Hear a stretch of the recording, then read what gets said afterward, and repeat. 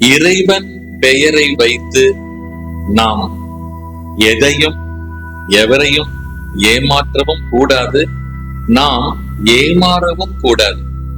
ஏனென்றால் இறைவன் என்பது அல்லது என்பவர் கடை சரக்கல்ல, கடையில் விற்கும் பொருள் அல்ல.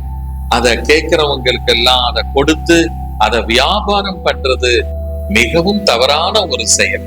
அதனால நாம் இறைவன் பெயரால் ஏமாறவும் வேண்டாம், ஏமாற்றவும் வேண்டாம். அவர் நமக்கு ஒரு நடுநாயகமான ஒரு சக்தி, நம்மை வழி நடத்துகின்ற ஒரு குரு, நமக்கு எல்லா அறிவையும் புகற்றுகின்ற ஆசான்.